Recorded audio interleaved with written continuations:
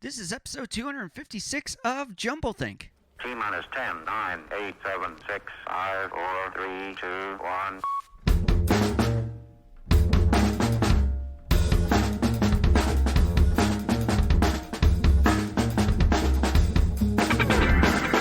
Welcome to Jumblethink, where we interview amazing people about their journey of turning dreams and ideas into reality. Along the way, we're going to share some tips on how you can turn your own dreams and ideas into reality too. On today's show, we are chatting with Ross Everett. More about Ross in a moment. Whether you're a new listener or a longtime fan, if you haven't subscribed to the Jumblethink podcast, right now is a great time to do it. So how do you do it? Head on over to your favorite place to listen to podcasts, search for Jumblethink, and subscribe. If you're a fan of Apple Podcasts, it's even easier. Jumblethink.com/iTunes. And for Spotify, Jumblethink.com/Spotify. It'll take you right to the app, right to where you can subscribe. Let's jump into today's show. Hey there, welcome to Jumblethink. My name's Michael Woodward. I am your host. We have a killer show lined up for you today. We want to take a moment and thank our sponsors. They make this show possible. We want to thank Penji, your source for unlimited graphic design at a low monthly rate. Simply use the code JUMBLE to get 15% off your first month when you visit penji.co. We also want to thank our friends over at opportunityinchina.com. If you're looking for a learning or teaching experience abroad, they are the place to connect. Head on over opportunityinchina.com to learn more. I am super excited about today's show. We have Ross Everett on. This interview comes from Podcast Row. We're going back to Podcast Row July 29th. You can head on over to podcast-row to learn more about that event and even put an application in to be a part of the event. Ross was there at the June event. Super fun. Ross is an award-winning actor, comedian, internet personality, and writer. You may have known him from SourceFeed or The News Show or his podcast, Now What Did We Learn? Or you may have just caught one of his stand-up sets somewhere. His YouTube videos have been viewed over 45 million times, landing him on the front page of Huffington Post, BuzzFeed, and Reddit. He's written for Smoosh, The Annoying Orange, and SourceFeed, and his comedy has been featured on NBC, Hulu, Fox, and Sirius XM. When he's not in LA, you can catch him out touring with his critically acclaimed comedy show, Stop Stopping the Unstoppable, which is a satire of the world of personal development seminars. On August 14th, you can catch Stop Stopping the Unstoppable in Los Angeles. We'll have the links in the episode notes for that show. Super fun conversation, really cool guy. He's done a lot of stuff we haven't even talked about. We're going to talk about that in the episode. We're going to talk about the world of comedy, and we're going to just have a lot of fun. So let's jump into the conversation with today's guest, Ross Everett. We have Ross Everett on the show today. Stop Stopping the Unstoppable. Ross, thanks for being with us. My pleasure. Thanks for having me. All right, before we get going, we are going to just take a moment and hear a little bit about who you are, your backstory of how you got to what you're doing. Great. I moved out to Los Angeles in 2009. I worked on The Tonight Show with Conan O'Brien. Before that, I'd come from The Colbert Report. Oh, wow. Yeah, so my background was very much in comedy and specifically like satire. Yeah. And I started working on YouTube channels and I had a couple of viral videos using that. And my career actually went into YouTube. Wow. So I was working with Maker Studios, creators such as like Kasim G, Shay Carl, Lisa Nova, if anyone out there remembers those old names. And then pivoted to start working as a host on a channel called SourceFed. Yeah. And there was like a shift in my life. I left SourceFed and I went and I traveled a little bit and I got very involved in personal development work. All right. Where I learned the phrase, if you can't, you must. All right. And I saw this guy perform stand-up comedy. It wasn't stand-up. It was like the most unique thing I've ever seen, where he came out dressed as a priest and he had me laughing so hard without saying a single word.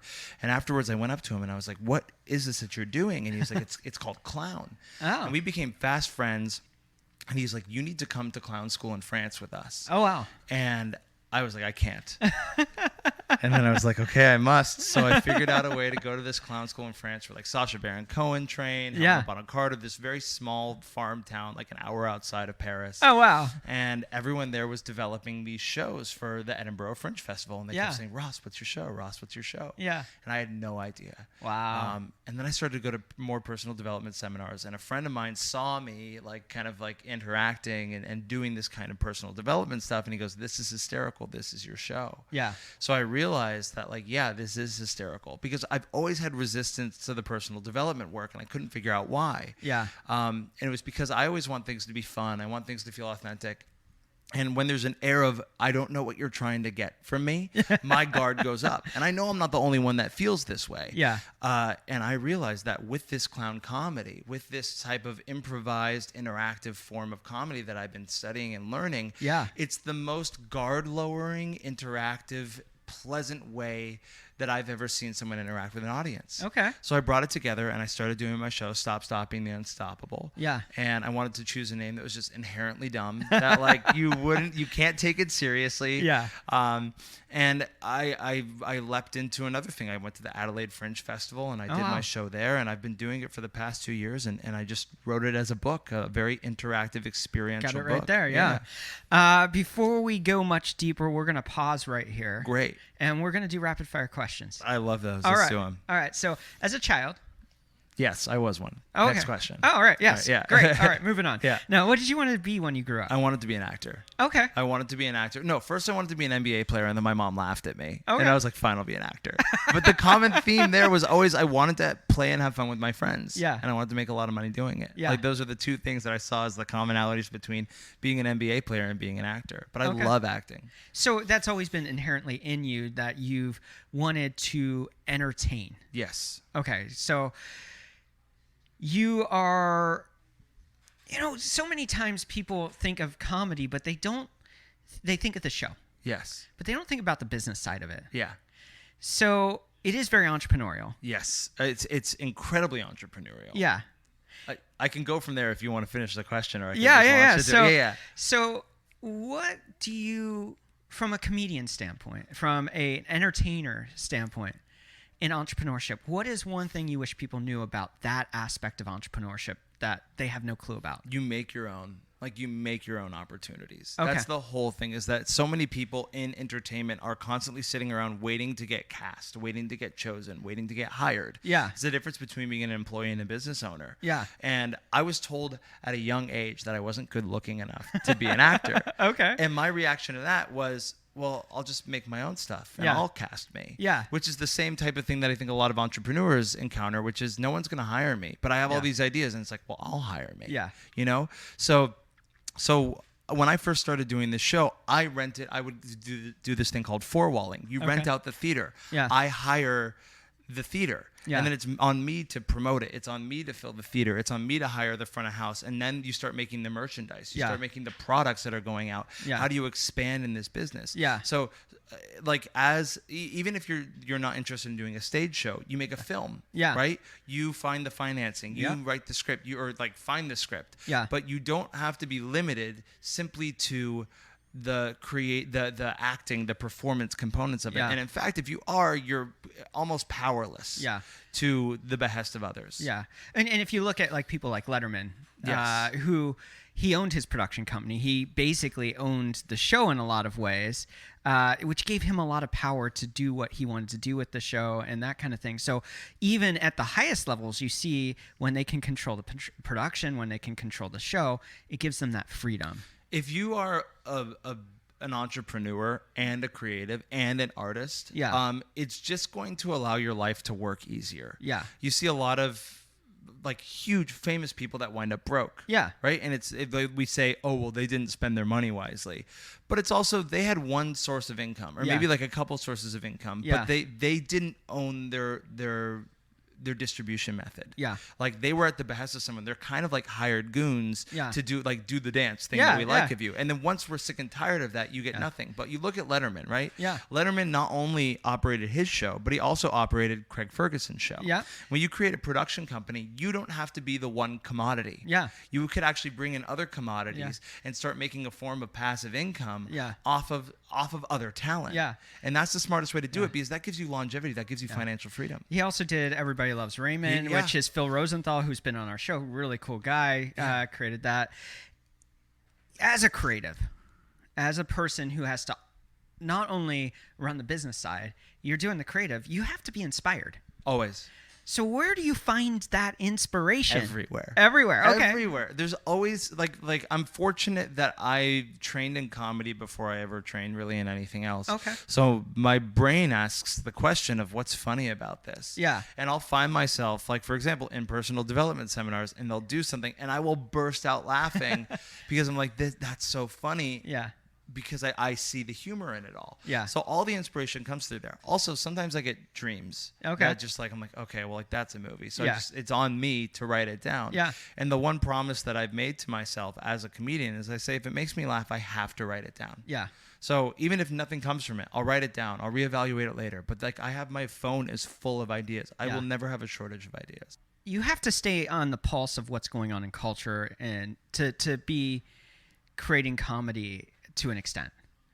Yeah. I mean, yes and no. Yeah. A certain type of comedian has to be yes. Yeah. So for you, what is a trend that you're currently seeing that you're excited about? Oh, that I'm excited about? Well, personal development. Okay. Like that's the market that I've like been so fortunate. I feel like I'm on the cutting edge of what I'm doing. Yeah. And I love this because I honestly feel like I'm the best in the world at what I do. Okay. Like there's nobody else doing this. And as we see like these Jen Sincero books coming up, there's like a lot of these #1 New York Times bestsellers now are self-help books, are personal development books. Yeah. And there's this raising of consciousness in our society right now that I'm so excited about because there's not a lot of humor necessarily in what's going on. So I see the way that I can fit into all this. Yeah.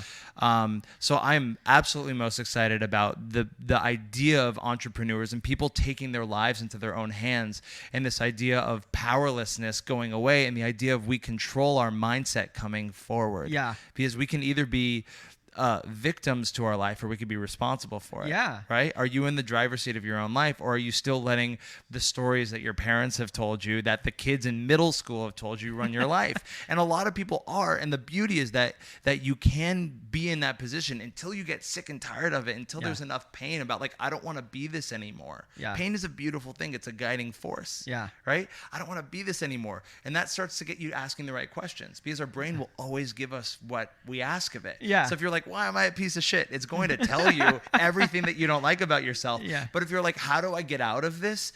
That's the power question. Yeah. Like if you change the questions that you ask in your own life, you are going to change your life. Yeah. Final rapid fire question. Yes. You are doing really cool things. Thank you. And I'm excited to talk about the show in the second segment here. But that doesn't mean you don't have dreams that you haven't reached. Yeah. Just because you're doing something cool. So what's the big dream you have for your life? What's the big dream you want to accomplish that you haven't gotten to yet? So I'm on my way. Okay. And it's like, I don't even like to think of things of I haven't gotten there yet, because it's more about like, I see how I can get there. Yeah. So I'm so on my way. But my dream is I want to own like a huge kind of empire around media. Okay. And I want to have like a production company, and I want to make films, and I want to make TV shows, and every single one of these films and TV shows are going to have a charitable component. Yeah. And I like to call this passive activism. Okay. Giving people an opportunity to give back by doing the things that they already like doing. Yeah. So with my films that I make, a percentage of all of the profits are going to go directly to a charity that is tonally correlated to the project that we're producing. Oh, cool. So if you want to support a project, by buying a ticket to the movie, by renting the movie, by watching it, you are actually taking action in a way that you enjoy, that you'd be doing anyway to benefit another cause. So it's giving back and doing good with the talents that you're investing into yourself, but then investing into others. Exactly. I like to say it's moving forward by giving back. Super cool. We will be right back with Ross Everett to talk about stopping the unstoppable.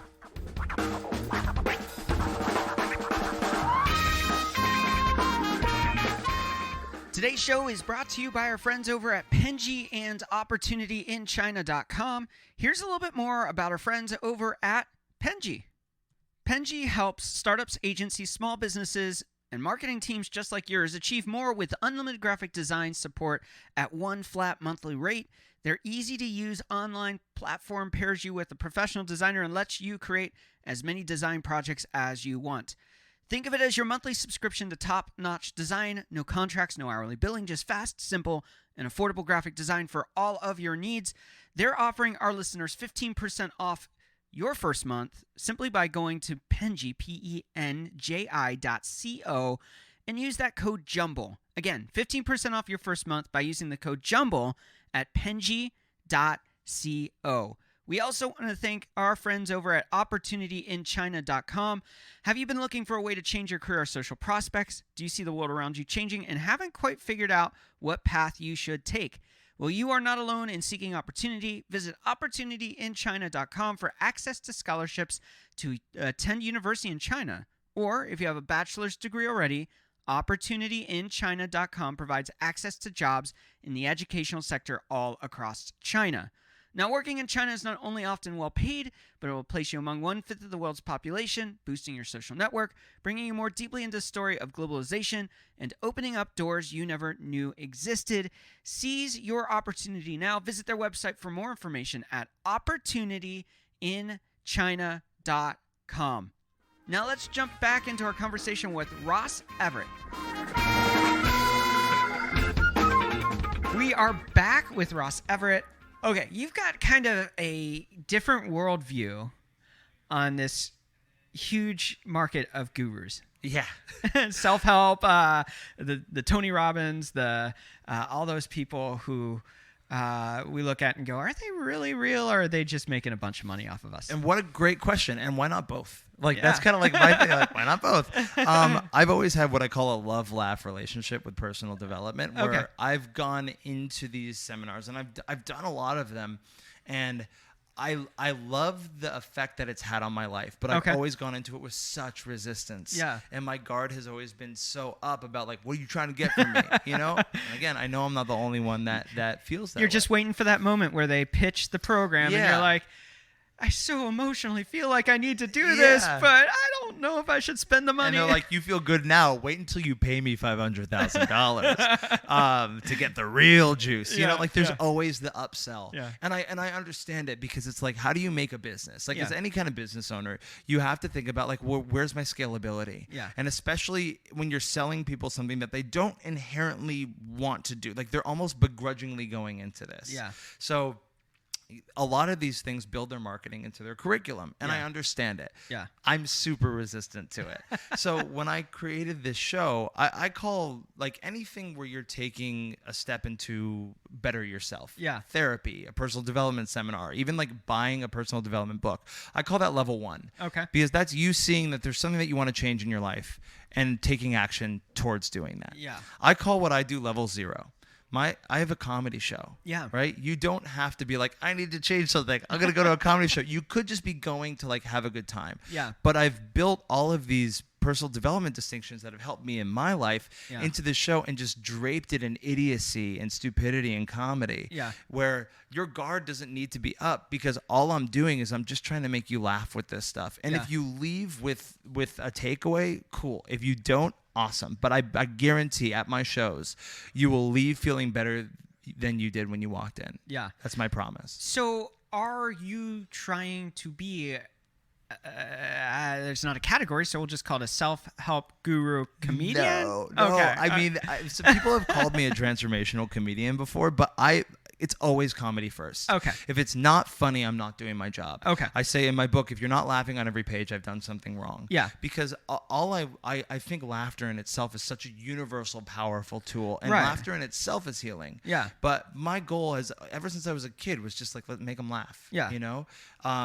And the pieces of media that have moved me most in my life have been funny, or at least had humor. Like, everybody loves Friends, right? Yeah. It's like Yeah. it's 20 years later, people are still watching it on Netflix. Yeah. My 14-year-old cousin loves Friends. So I was watching Friends, and I was like, in the deepest, saddest moments of the most humanity and the most vulnerability, Yeah. which they have on that show, Yeah. there's always a laugh to bring it right back up. Yeah. And I said, humor makes truth and vulnerability palatable. Oh, that's powerful. It's the power of humor. And that's been my life's purpose. You have a career in doing this, and now you've ventured out on your own doing this. You talked about working for Colbert. You've talked about working with Conan.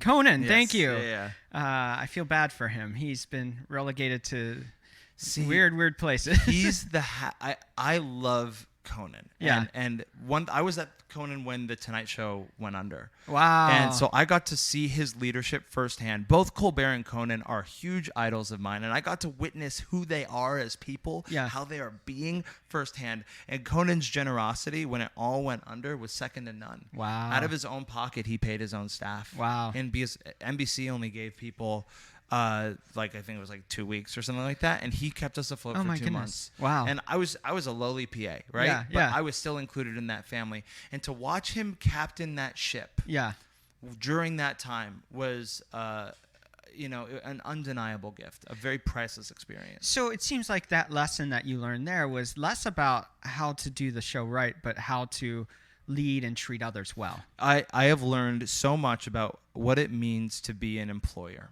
And that's really what these people are. They are captains of the ship, but they're also the talent. Yeah. And one time Conan slipped and hit the back of his head, and he came and he apologized to us for scaring us because our livelihoods depend on him. Yeah. You know, and he's like, I won't be that irresponsible again. Wow. It's like, whoa, like you are a responsible human. Like you get what this is about. Yeah. And not only are you funny, hysterical, and smart, but you're also very aware of your role in this whole system. Yeah.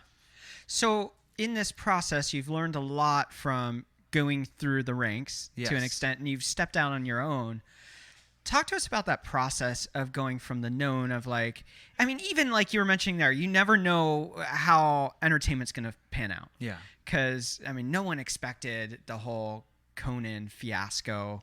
That was not on him by any measure, but NBC to be so irresponsible of how they dealt with that situation. And so here they come in 2 weeks, you thought, hey, I'm pretty safe here. And all of a sudden, 2 weeks later, you're like, I don't know what I'm going to do. So for you, there's been seasons of unknown. Oh, yeah. I feel like my life is so weird and I love it. It's so beautiful. Like I'm in a season of an unknown. Okay. I came out here to even come on this podcast. I'm LA based and here we are in New York City. Yeah. But I saw this as an opportunity. Yeah. And why would I not take this risk? Yeah. And even when I was making my short film, I took my savings. Yeah. And I said, this is going to be my big swing. And if I can't invest in myself, why would I ever have the gall to expect somebody else to invest in me? Wow. So these risks, these are important risks to take. And if life, go live a safe life. Yeah. Go live a very safe, comfortable life where you just get to be in your little comfortable box and never risk anything, but you won't get anywhere. Yeah. And at the end of your life, I've heard a lot of people say the thing that I regret the most, or I wish I spent more time with friends and family pursuing the things that are joy. Yeah. And in all of my life experiences, it's all about the current moment. So if I'm going to be taking these risks for the things that I love, I feel alive. Yeah. For the reasons why I feel like I'm here, the purposes that I'm here to pursue. And I really encourage everybody listening to this to take those risks that will make you feel alive, to go after your joy, because on your deathbed, even if you come up short or whatever, you will have learned the lesson and you'll be able to look back and respect it yourself and say, I tried and I gave it my all. And when it came time to really put my feet to the fire, I was able to run over those coals. Yeah. All right. So you have a book now that is a spin-off of your show. Yes. Tell us a little bit about that transformation of taking comedy and putting it in book form. So I'm very proud of this because the show in itself is very interactive. It's very unique to itself. And people will come up and be like, you need a book. Yeah. And I didn't want to just take the script and put it into a book because that to me felt boring. And why have a paperback book? And I wanted to create an experience, a reading experience. So I started consuming a lot of these books and finding the little exercises in them, and just again, that laughter trigger in my own brain. If I found it funny, I was like, I'm going to write this into a thing. Okay. So I wanted to create a very tactile experience for the reader. Yeah. So for example, take a look at the very last page. Yeah. Oh, it's upside down. Yeah. I'll turn it upside right for you, but upside down here. So So you can read it. Yeah. That little upside down part. Yeah. You're opening the book the wrong way. Where else in your life are you doing that? Good news, you're one step away from turning your life and this book around. So I wanted to create something that's while you're holding this in your hands, why not get this on Kindle? Why not get this on audiobook? It's because holding this book in your hands is the experience in itself. Yeah. And as an entertainer, how do I take the experience that I give on a stage and bring it into somebody's living room or an Yeah. airplane or wherever Yeah. they are. And so I really put a lot of effort into making this book an experience. As we wrap up, I want you to remind people again how they can find you. Yes, please find me on all the social media channels as at the Ross Everett and at Dale Thorhammer, and then of course through my website stopstoppingtheunstoppable.com. So much more we could talk about, but for you listening and watching or wherever you're consuming this content, go on over to jumblethink.com. You can check out those links. They're going to be right there to make it even easier if you missed them. Click on them. Go check out everything that Ross is creating, because we all need a little bit more laugh in our life, but we also need a little bit more push towards the purpose we're created to do. And I think Ross is inspiring many people to do that in this journey of creating this show and this book too. I appreciate that. Thank you. All right. We're going to wrap up with this final question. I love it. Let's do it. What's the big goal you have? Where In do you want life? to go? I just want to be happy. Okay. And I want other people to discover their happiness Mm-hmm. and have the joy and the experience of going after it. Super cool. Ross, thank you so much for being with us today. Thank you for taking the risk to come from LA to New York and share this story. I can't wait to see what you create in the future. Thanks so much. We want to thank Ross for taking time out and being on today's show. He's going to be back on the show in the next couple weeks, so we look forward to hearing more of his story and talking more about the world of comedy in the weeks to come. Make sure you head on over to jumblethink.com and you'll find all of those links to how you can connect with Ross in the episode notes. Today's show is sponsored by Penji, your source for unlimited graphic design at a low monthly rate. Head on over to penji.co. Use that code JUMBLE to get 15% off your first month. We also want to thank OpportunityInChina.com, your source for learning and teaching opportunities abroad. Head on over OpportunityInChina.com to learn more. We also want to thank you, the listener, for tuning in. It means the world to us that you would listen. I hope today's show has encouraged you to take some risks, to step out into the things that you're passionate about, and to take the opportunities that you may be running from and run to them instead of away from them. If we haven't connected already, right now is the best time to do it. Head on over to jumblethink.com. You'll find links to Facebook, Instagram, Twitter, LinkedIn. You'll even find a place where you can drop me a note right through the website. I'd love to hear from you. I'd love to hear how you're chasing your dreams and ideas and making them a reality. Now, here's the thing. Chasing dreams and ideas is awesome, but doing it with a community of other people like you is even better. So join the Jumblethink community, and let's all chase those big ideas and dreams, find our creative purpose, and create the things we're created to create. Now it's your turn. Get out there, dream big, and change the world around you. En arrière, sur les côtés. Vous êtes une autre personne. Les mères de famille, les enfants, peuvent également prendre un moment revitalisant. Dans quelques mois, lorsque vous aurez bien saisi la technique et que vous serez maître de votre corps, vous pourrez vous décontracter même en travaillant.